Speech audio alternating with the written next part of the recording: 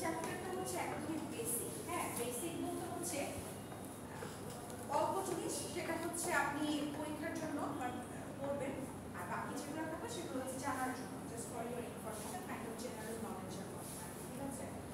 So চ্যাপ্টারটা হচ্ছে first chapter, introduction to Bangladesh studies. আচ্ছা, সো এখানে মূলত যেটা বলা হচ্ছে, মানে এখানে হচ্ছে বাংলাদেশের নাম, মানে বাংলাদেশের অ্যাকচুয়াল নামটা কি পর্যন্ত গণপ্রজাতন্ত্রী বাংলাদেশ, তাই না? People's republic of Bangladesh. আচ্ছা, তারপরে হচ্ছে এখানে হচ্ছে একটা ম্যাপ দেওয়া আছে। হ্যাঁ, তো আমরা মোটামুটি কি জানি, মানে ম্যাপের সাথে তো মোটামুটি আমরা সবাই পরিচিত বাংলাদেশের ম্যাপের সাথে, তাই না? ম্যাপ কারা কারা আঁকতে পারে? বাংলাদেশের ম্যাপ প্রপারলি কারা কারা আঁকতে পারে? পারফেক্টলি। আচ্ছা, আর মোটামুটি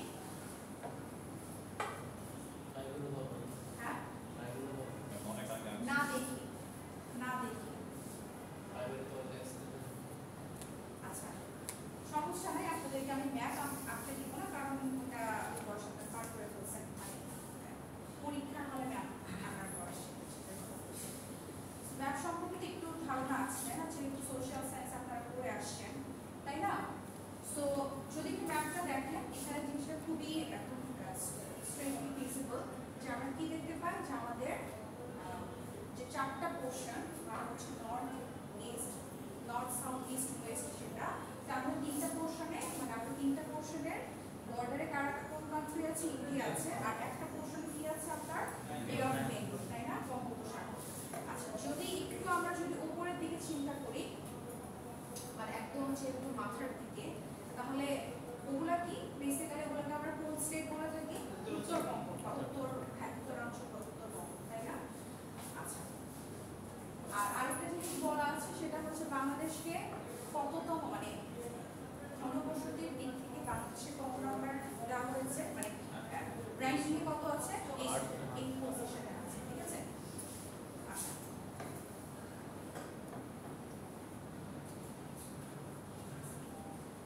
আচ্ছা, এখানে কিছু জিওগ্রাফিক্যাল কথা বলা আছে। কি বলছে, যে the country has a long maritime territory in the Bay of Bengal. Bangladesh is covered by Bengal Delta, the largest delta on earth. তারপর আরো কিছু ইনফরমেশন দেওয়া আছে। ডেল্টার কথা মনে আছে আপনাদের? ডেল্টা বা হচ্ছে আপনারা পড়ে আসছেন বডি সোশ্যাল সায়েন্সে তো পড়ার কথা, তাই না? আমাদের কান্ট্রিতে কোয়াইট টাইপেরই দ্বীপ আছে, বলে বডি হচ্ছে ওয়ান অফ দ্যাট। ঠিক আছে? সো এখানে কি বলা হচ্ছে, মানে ডেল্টার বাংলা হচ্ছে বডি। ঠিক আছে? সেখানে কি বলা আছে, Bangladesh is covered by the Bengal delta, the largest delta on earth. মানে এমন না যে একমাত্র লার্জেস্ট, ওয়ান অফ দ্যাট। ঠিক আছে? মানে অনেকগুলোর মধ্যে বাংলাদেশের ডেল্টা হচ্ছে মানে লার্জেস্ট ডেল্টার মধ্যে অন্যতম। ঠিক আছে? আচ্ছা, সো ডেল্টা জিনিসটা কি দেখেন, আমাদের কান্ট্রিকে কি বলা হয়, নদী মাতৃক দেশ, তাই না? এবং বেসিক কিছু আমাদের লার্জেস্ট রিভার্স কিন্তু আছে, পদ্মা, মেঘনা, যমুনা, তাই না? তো বিষয়টা হচ্ছে যে যেহেতু আমাদের কান্ট্রিতে কিছু বিগেস্ট রিভার আছে, তো যেসব কান্ট্রিগুলোতে বড় বড় রিভার থাকে, ওইসব কান্ট্রিতে কিন্তু ডেল্টাও অনেক বড় হয়। ডেল্টা জিনিসটা কি? ডেল্টা জিনিসটা হচ্ছে যে আমরা কি জানি যে বড় বড় নদীগুলো থেকে কি হয়, ছোট নদী সৃষ্টি হয়, তাই না? উপনদী বা যাই হোক, তারপর সেগুলো থেকে আরো ছোট ছোট পুকুর বলতে পারি, বা নালা, এই টাইপের ছোট ছোট যে নদী বা নদী, নালা, খাল, বিল, এগুলো হচ্ছে ক্রিয়েট হয়। এখন কথা হচ্ছে বড় নদী থেকে এগুলো ক্রিয়েট হচ্ছে, তাই না? আস্তে আস্তে। তাহলে পানির সোর্সটা কোথায়? হ্যাঁ, পানির সোর্স হচ্ছে না, মানে সে আমার যদি একটা উপনদী থাকে, এই উপনদী প্রথম পানির সোর্স কোনটা? বড় যে নদীগুলো আছে সেগুলো থেকে। ঠিক আছে? আমরা সমুদ্র থেকে পরে যাই। হ্যাঁ, ধরেন আমার সে কিছু বিগেস্ট রিভার্সে, এটাকে বললাম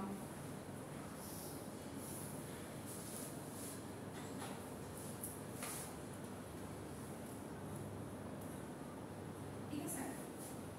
সো যেটা হচ্ছে কি, যে আপনার ধরেন এই বড় নদীগুলো থেকে কি বড় নদীগুলোর পানি এসে তো ছোট ছোট নদীগুলোতে হচ্ছে ফিল আপ করে, তাই না?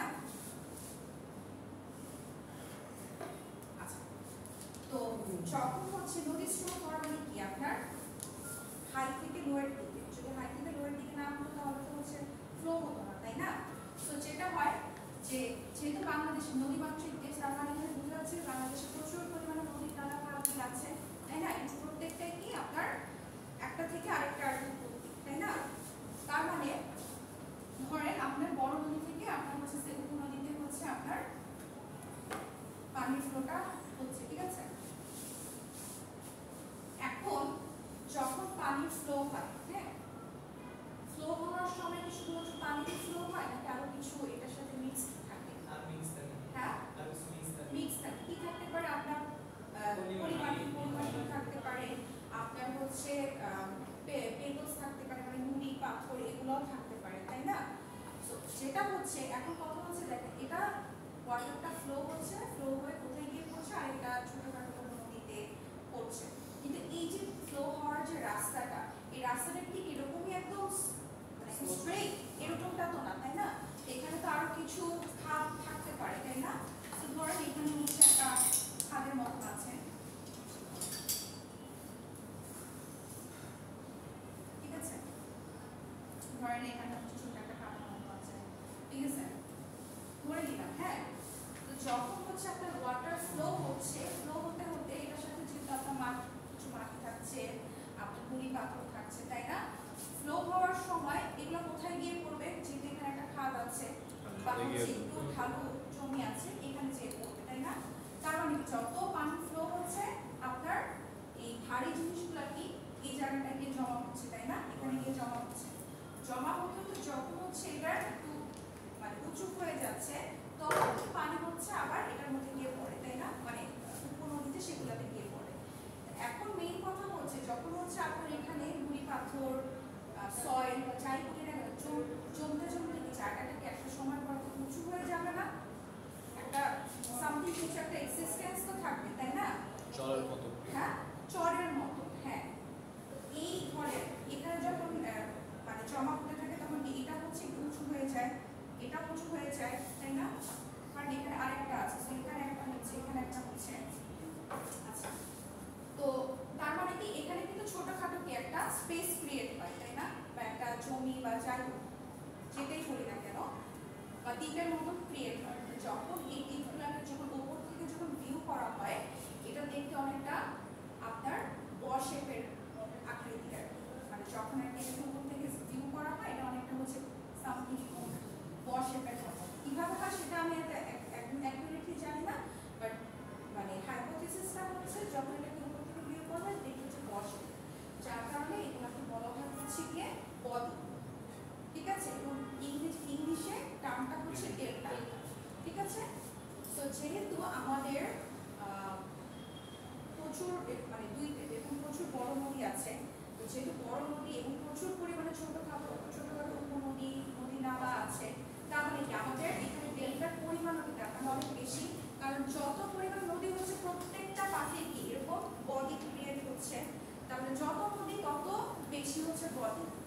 এর জন্য বলা হয় যে আমাদের বাংলাদেশের যে ডেল্টা যেটাকে বলা হয় মহা ব্রহ্মপুত্র ডেল্টা, এটাকে one of the largest delta on আর্থ বলা হয়। আমরা যেটাই মানে একমাত্র, আরো আছে বাট এটা ওয়ান অফ, ঠিক আছে? বেঙ্গল ডেল্টা যেটাকে বলা হয়। আচ্ছা, আরো কিছু ইনফরমেশন আছে, যেমন the country has 700 rivers and 8046 of inland waterways. Inland waterways বলতে হচ্ছে আপনার যে বড় নদী থেকে ছোট নদীতে যাওয়ার যে রাস্তাটা, ঠিক আছে? যেমন সেগুলো যদি আমরা কি করতে পারি, এক জায়গা থেকে আরেক জায়গায় যেতে পারি পরিবহনের ক্ষেত্রে বা মালামাল পরিবহনের ক্ষেত্রে, আবার তার থেকেও ছোট কিছু প্যাসেজ থাকতে পারে যেগুলোতে কি আপনার বিভিন্ন ধরনের অ্যাক্টিভিটিসও করে থাকেন। এই যে লেকগুলোকে এগুলোকে বলা হচ্ছে ওয়াটার ইনলেটস, মানে অন্তর্বর্তী ওয়াটার সোর্স যেটা, এগুলাকে আমরা কি কি কাজে ইউজ করতে পারি? পরিবহনের কাজে ইউজ করতে পারি, তারপরে হচ্ছে আমরা রিক্রিয়েশনের কাজে ইউজ করতে পারি, যেমন হচ্ছে যেমন পার্কগুলো বিভিন্ন নদী মানে মোটামুটি নদীর আশেপাশে দেখবেন কিছু পার্কস থাকে, অ্যামিউজমেন্ট পার্ক বা রিক্রিয়েশনাল যেটাই বলা না কেন। আবার ওয়াটার অ্যাক্টিভিটিসও হয়, যেমন হচ্ছে কি হতে পারে বলুন তো ওয়াটার অ্যাক্টিভিটিসের মধ্যে? সাঁতার কাটা।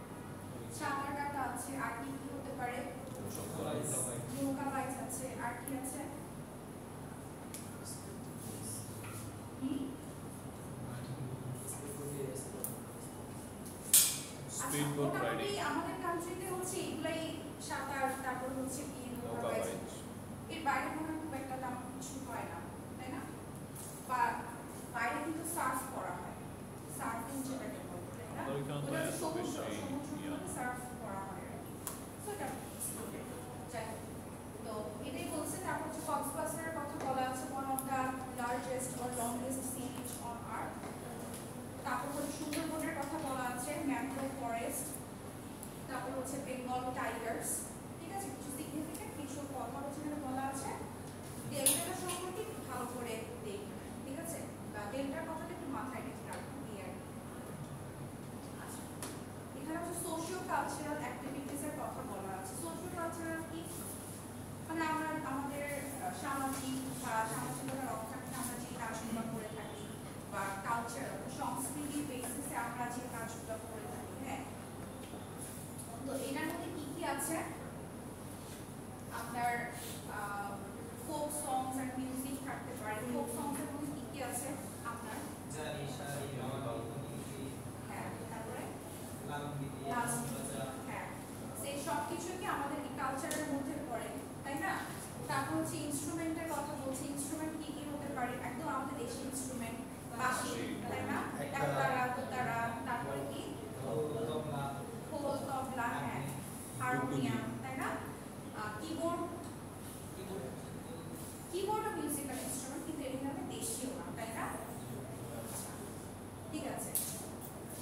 এছাড়াও মানে এখানে গিটার, ড্রামস এগুলোর কথা বলা হয়েছে, কারণ আমরা তো ইউজ করি, আমরা তো ইউজ করি না, তাই না? আচ্ছা, ওয়াইডলি সেলিব্রেটেড ফেস্টিভ্যাল কোনগুলা? যেরকম হচ্ছে আমরা কি ঈদের সময় ঈদ উদযাপন করি, পুজোর সময় পূজা উদযাপন করি, তারপর পহেলা বৈশাখ আছে, তারপর আদার্স যে আমাদের হচ্ছে সিগনিফিকেন্ট কিছু ডেজ আছে, তাই না? ভিক্টরি ডে, ইন্ডিপেন্ডেন্স ডে, তারপর হচ্ছে মাদার ল্যাঙ্গুয়েজ ডে, তাই না? সব কিছু আর কি। আর্কিটেকচারাল বিল্ডিংসের মধ্যে কি কি আছে? মানে প্রত্নতাত্ত্বিক,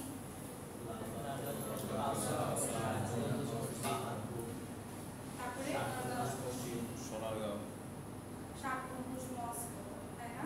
পানামনগর, মহাস্থানগড়, পাহাড়পুর, ময়নামতি, সাতক্ষীরা। গিয়েছেন এগুলোতে? কোথায় গিয়েছেন? কে কোথায় গিয়েছেন? বাসা কোথায়? বাড়ি কোথায়? আর আমি লালবাগ কেল্লা, আসাম মসজিদ, সোনারগাঁও, পানামনগর। পানামনগর, হ্যাঁ পানামনগর। আচ্ছা, আর বাকি এগুলোর মধ্যে কেউ কোথাও যান নাই? আমি যে ছিল সোনারগাঁও গেছি।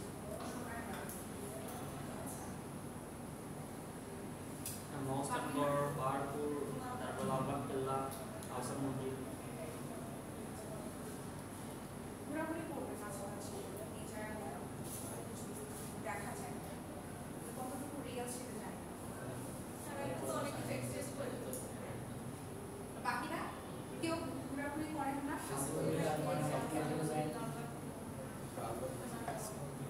পিছনে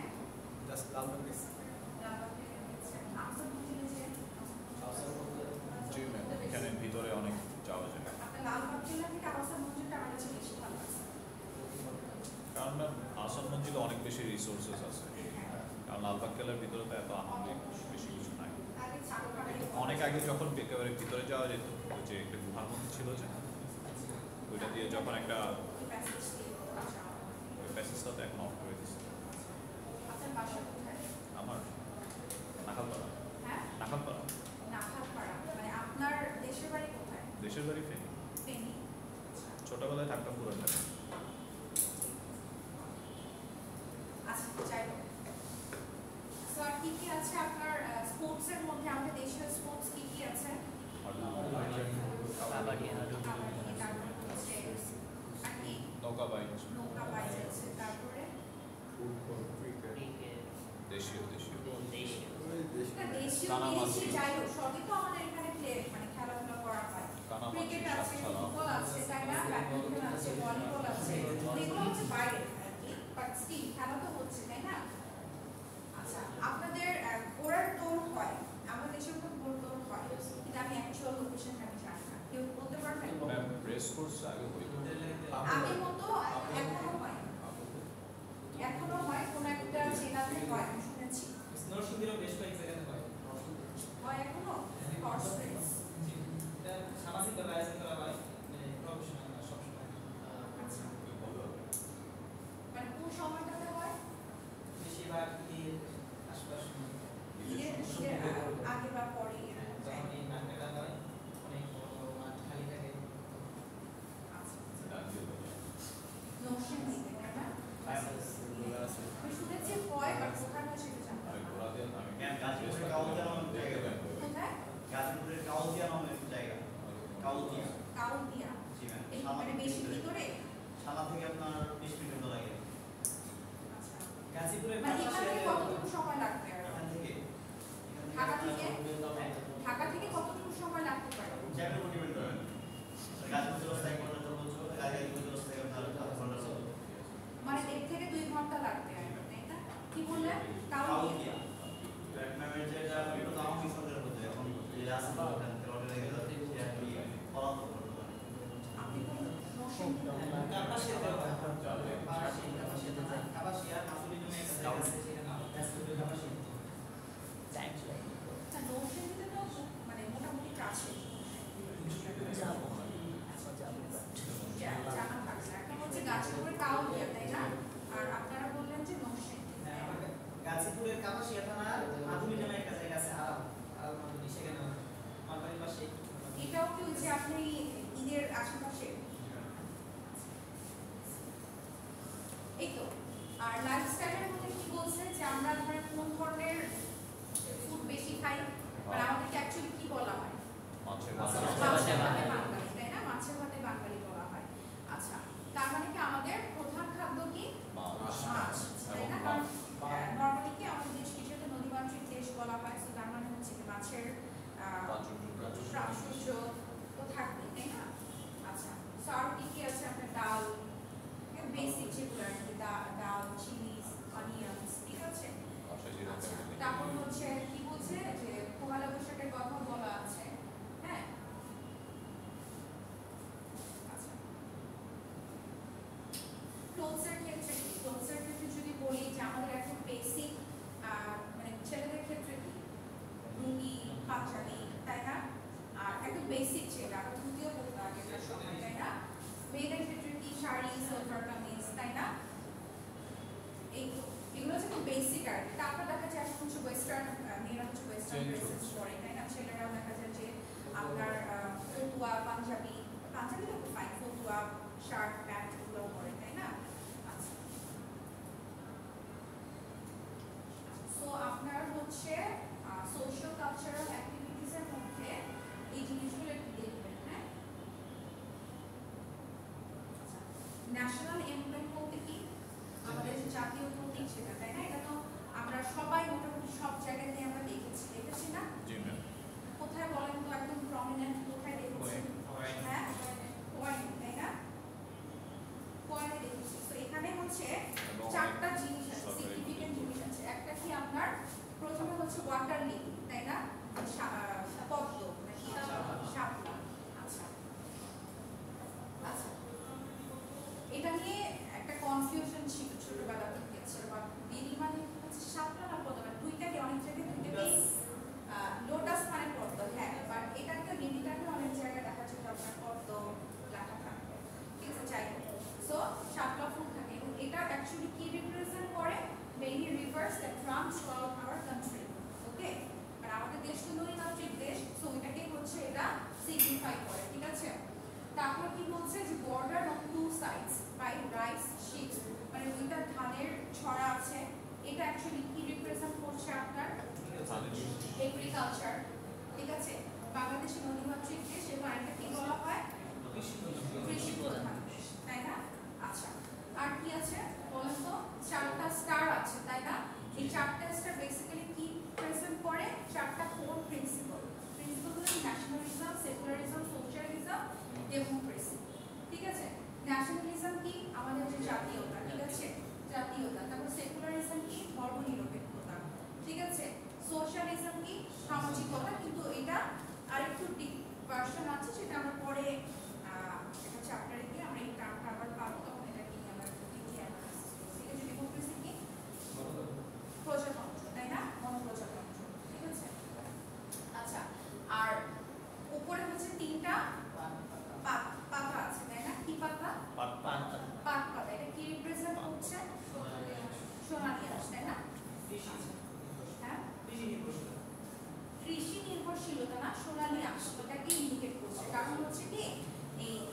হচ্ছে কিন্তু করার যে আপনার হচ্ছে কি আমরা বাইরে এক্সপোর্ট করি তাই না এবং এটা কিন্তু আমাদের বাংলাদেশের মানে ইকোনমিক্যাল সাইড থেকে কিন্তু মানে one of the largest profit নিয়ে আসে এই জন্য পাটটাকেও এখানে সিগনিফাই করা হয়েছে as a symbol of economics status of Bangladesh সেই চারটা জিনিস একটু দেখবেন সবাই জানেন জাস্ট এখন একটু পড়বেন আর দ্যাটস আচ্ছা ইকোনমিক সামারি আচ্ছা এই জিনিসগুলো অ্যাকচুয়ালি আপনাদের স্টাডি করবেন স্কিল শুরু করে যাবেন ঠিক আছে কারণ এগুলো সব হচ্ছে ছোটখাটো ইনফরমেশন ঠিক আছে হ্যাঁ এগুলো প্রত্যেকটা জিনিস একটু জাস্ট স্টাডি করবেন ফর ইউর ইনফরমেশন এখানে মোটামুটি সব কিছু আপডেটেড আছে ঠিক আছে তারপরে আমি কয়েকটা একটু দেখবো যে কোনোটাতে কোনো চেঞ্জ আসছে কিনা তাকে আমরা জাস্ট আপডেট করে দিয়ে একবার আপনাদের দিয়ে সেগুলো একটু আপনাদের নিজেদের জানার জন্য ঠিক আছে আর যদি খনিজ সম্পদের কথা বলে খনিজ সম্পদ কি কি আছে আমাদের কান্ট্রিতে কয়লা কয়লা আছে তারপরে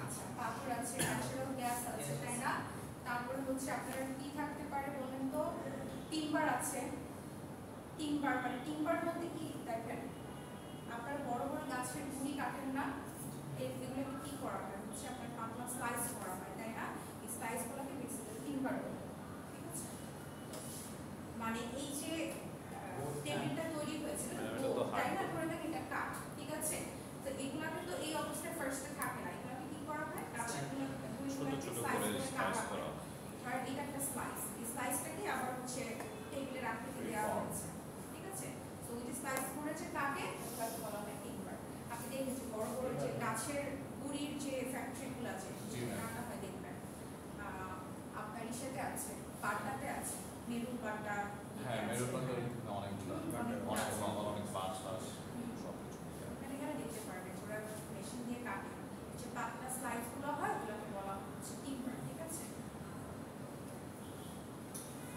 চায়না প্লেন অ্যারাবিয়ান ল্যান্ড মানে আবাদি জমি মানে এটাও তো আমাদের দেশের একটা সম্পদ তাই না প্রচুর পরিমাণে আবাদি জমি আছে ধরেন আপনার কাছে জমি আছে তো সেখানে আপনি ফসল ফলাতে পারতেছেন না তো সেটা তো আপনার সম্পদ হতে পারে না কিন্তু আমরা সেটা ফলাতে পারি সো এটা আমাদের ন্যাচারাল রিসোর্স আর সম্পদের মধ্যেই পড়ে ঠিক আছে এই আর এখানে বেসিক কিছু বলা আছে আচ্ছা এখন হচ্ছে এই টার্মটা একটু নিজেরা একটু পড়ে রিডিং করে ঠিক আছে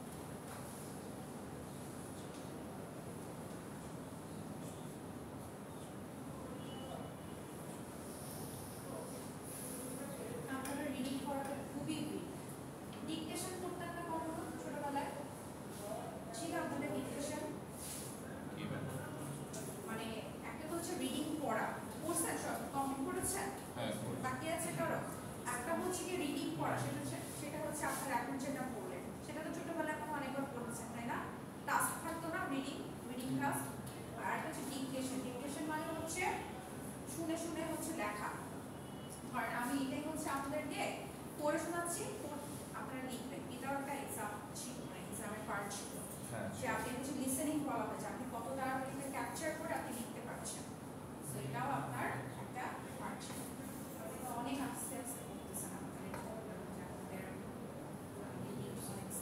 আচ্ছা সো বেসিক্যালি কি বুঝলেন বলেন বাংলাদেশের সামাজিক অবকাঠামো নিয়ে এবং পরিস্থিতি নিয়ে তথ্য করেছি বাংলাদেশ সম্পর্কে খুব আমাদের সামাজিক কারণে জানা উচিত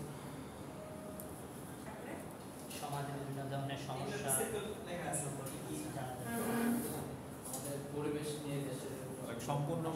বাংলাদেশের আমরা গ্লোবাল ইকোনমিক্স এবং হচ্ছে বাংলাদেশের বর্তমান অবস্থা এবং মানুষের লাইফস্টাইল এবং হচ্ছে আমাদের কীরকম কালচারাল যে ভ্যারিয়েশন আছে এবং হচ্ছে আমাদের যে ন্যাচারাল যে রিসোর্সগুলো আছে ওগুলো আমরা কীভাবে ইউজ করি, সমস্যাগুলো কী করে ওভারকাম বা সমস্যা রিলেটেড কিছু জানি আমরা জানতে পারবো। বাংলাদেশ যেসব ইনভারমেন্টাল মানে ডেঞ্জারগুলো ফেস করতেছে এসব সম্পর্কে আমাদের উপরে মূলত পিছন থেকে পড়েছেন কি মনে হয় কেন পড়ছেন আপনারা বাংলাদেশ ক্যাম্পাস? আপনারা পড়তে আসছেন হচ্ছে কম্পিউটার সায়েন্স ইঞ্জিনিয়ারিং, রাইট? আপনারা এখানে এসে বাংলাদেশ ক্যাম্পাস কেন পড়ছেন? আপনার কি মনে হয়?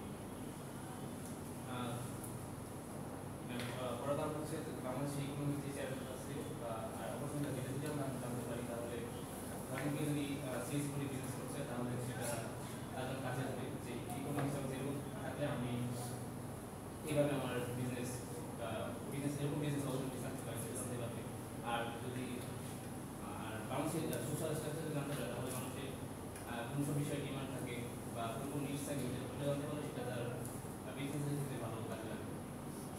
বিজনেস করবেন, রাইট? হ্যাঁ, বিজনেস করার ইচ্ছা আছে ইন ফিউচারে? সিএসপি থাকবেন, সফটওয়্যারে থাকবেন, পাশাপাশি বিজনেস করার ইচ্ছা আছে? কি বিজনেস? হ্যাঁ, রেস্টুরেন্ট। কি ধরনের? আপনি কইছেন মানে ডিফারেন্ট কান্ট্রিজ থেকে কোনটা পার্টিকুলার? না, মেইনলি বাংলাদেশের আর হচ্ছে ফোকাস থাকবে মানে ওয়ার্ল্ড ওয়াইড আরো যেরকম থাকা যায় কুজিন কথা বাইরে চান্স সিএসসি আছে? থেকে বিজনেস করা বাইরে পড়াশোনার জন্য হতে পারে কিন্তু পার্মানেন্ট থাকার জন্য অবশ্যই 100% বিজনেস করা যায়, ঠিক আছে? আচ্ছা, তো তাহলে হচ্ছে শুধু বিজনেসই বলে যাচ্ছে, এছাড়া আমি বললাম যে বিজনেস করার বিষয়ে কোনো প্ল্যান আছে ইনশাআল্লাহ। তো বিষয়টা হচ্ছে কি, হ্যাঁ আপনারা যা বলেছেন সেটাই আর কি, সেটাকে আমি আরেকটু জিনিসটাকে অ্যাড করি। সেটা হচ্ছে দেখেন আপনারা কম্পিউটার সায়েন্স ইঞ্জিনিয়ারিং পড়তে আসেন, তাই না? আপনারা একটা সার্টেন টাইম পর্যন্ত মানে 11, 12 পর্যন্ত আপনারা মোটামুটি সব কিছুই পেয়েছেন, হ্যাঁ? আপনারা তো ফিজিক্স, কেমিস্ট্রি, সোশ্যাল সায়েন্স পড়েছেন, তাই না? তারপরে হচ্ছে রিলিজিয়ান আপনারা পড়েছেন, তাই না? আপনারা ডিপার্টমেন্ট নিলেন হচ্ছে গিয়ে সায়েন্স, কিন্তু আপনি সেখানে সোশ্যাল সায়েন্স পড়ছেন, তাই না? তো এখানে আসেন কম্পিউটার সায়েন্স ইঞ্জিনিয়ারিং করতে, তাহলে এখানে কেন আপনি বাংলাদেশ স্টাডিজ পড়বেন, কেন এখানে আপনি ফিজিক্স পড়বেন, কেন এখানে কেমিস্ট্রি পড়বেন, তাই না? বিষয়টা যেটা হচ্ছে খুব সিম্পল, সেটা হচ্ছে যে আপনাদেরকে মোটামুটি সবকিছু সম্পর্কে একটা টাচ দেওয়া। দেখেন আপনি যদি আজকে সোশ্যাল সায়েন্সে পড়তেন, আপনাকে এই বাংলাদেশ স্টাডিজ বলেন বা যাই বলেন না কেন যেভাবে আপনি পড়ানো হতো সেভাবে এখানে পড়ানো হবে না, হ্যাঁ? কেন পড়ানো হবে? এখানে জাস্ট আপনাকে একটা টাচ দেওয়া যে বর্তমান পরিস্থিতি বা আমাদের প্রিভিয়াস, কারেন্ট অর ফিউচার সব কিছুতেই জাস্ট একটা টাচ দেওয়া। ঠিক একই রকমভাবে কেমিস্ট্রিও বলেন, একই রকমভাবে ফিজিক্সও বলেন, ঠিক আছে? যাতে করে আপনার বাইরে গিয়ে অ্যাটলিস্ট যে কোনো এক্সামে, আর আপনি যখন পাবলিক এক্সামগুলো দিতে যাবেন, জেনারেল নলেজ হিসেবে কিন্তু আপনার এই বাংলাদেশ স্টাডিজ মানে বাংলাদেশ রিলেটেড যে ইনফরমেশনগুলো, তারপর ফিজিক্স, কেমিস্ট্রি, ম্যাথমেটিক্যাল বাইরের কিছু কোয়েশ্চেন আপনারা অবশ্যই পাবেন জেনারেল এক্সামগুলোতে, ঠিক আছে? সো আলটিমেটলি আপনারা যদি কিছুই যদি না জানেন, শুধু যদি প্রোগ্রামিংই যদি জানেন, তাহলে তো দেশের চারপাশ আর কোথায় কি হচ্ছে কিছুই যদি না জানেন, তাহলে তো কাইন্ড অফ আপনি কি বলবো এটাকে, ওটাকে ডাম, তাই না? মানে এক ঘরে থাকার মতো আর কি। সেই জন্য মোটামুটি আপনাদেরকে সব কিছুর একটা ফ্লেভার দেওয়া যে আপনারা যাতে জানতে পারেন, ঠিক আছে? সেই সম্পর্কে আইডিয়া রাখতে পারেন।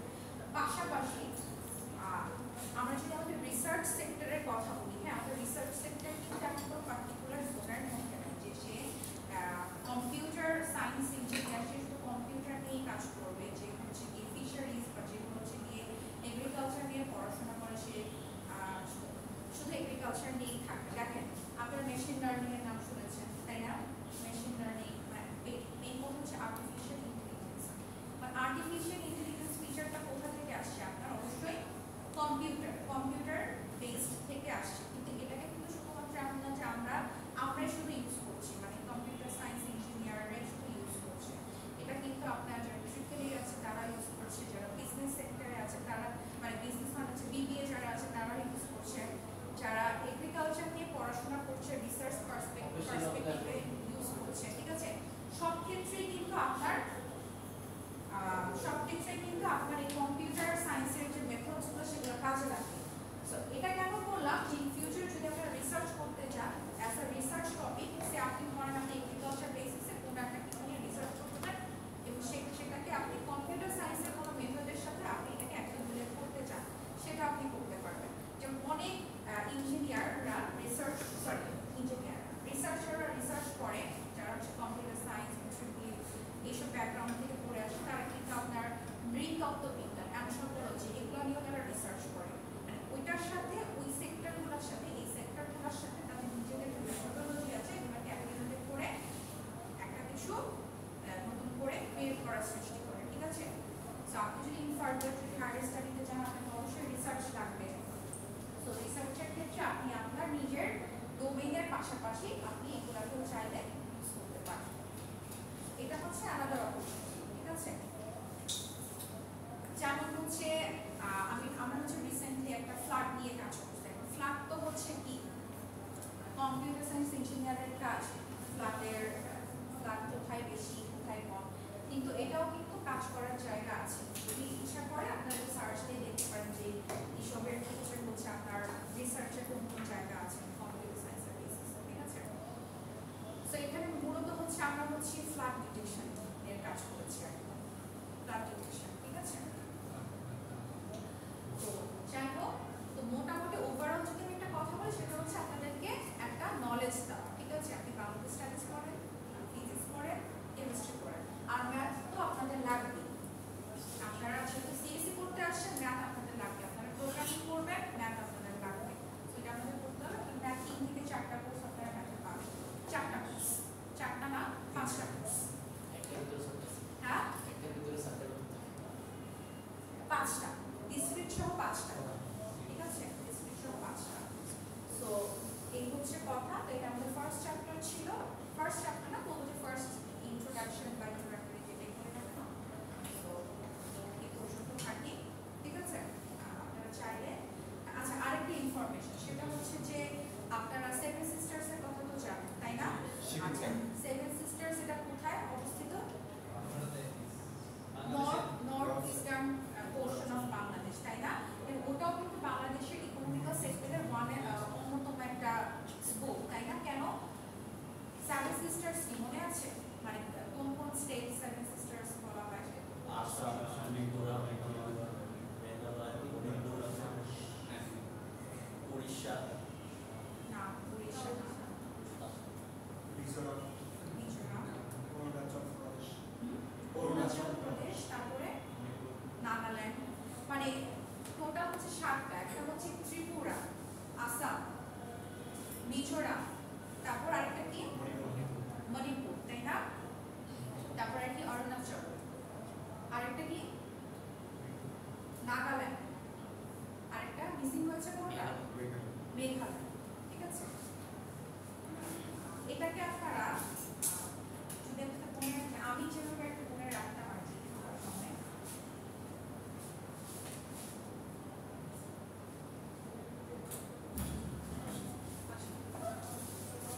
এই ক্লাসে, ঠিক আছে?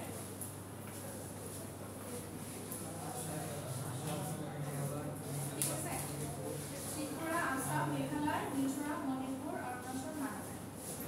আমার মনে রাখতে সুবিধা সো আপনার হচ্ছে সেভেন সিস্টার্স কিন্তু আমাদের এটা হচ্ছে আমাদের বাংলাদেশের নর্থ ইস্টার্ন পার্টের সাথে কানেক্টেড। এটা কি ইকোনমিক্যালি কিন্তু আমরা এখান থেকে প্রফিটেড করি, তাই না? কারণ আমাদের এখানকার অনেক পণ্য আমরা এই স্টেটগুলোকে কি করতে পারি, আমরা এক্সপোর্ট করতে পারি, ঠিক আছে?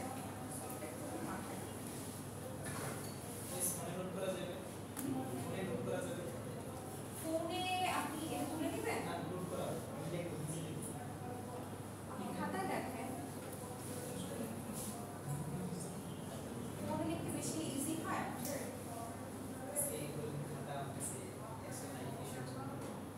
ছোট করে আজকে লিখে রাখেন, পরে ওটা অন্য খাতায় ঠিক আছে? তো এই চ্যাপ্টারটা হচ্ছে খুবই ছোট একটা চ্যাপ্টার। আচ্ছা এটা হচ্ছে ত্রিপুরা, হ্যাঁ, এটা হচ্ছে আসাম, এটা হচ্ছে মিজোরাম, মণিপুর, মেঘালয়া, অরুণাচল, নাগাল্যান্ড।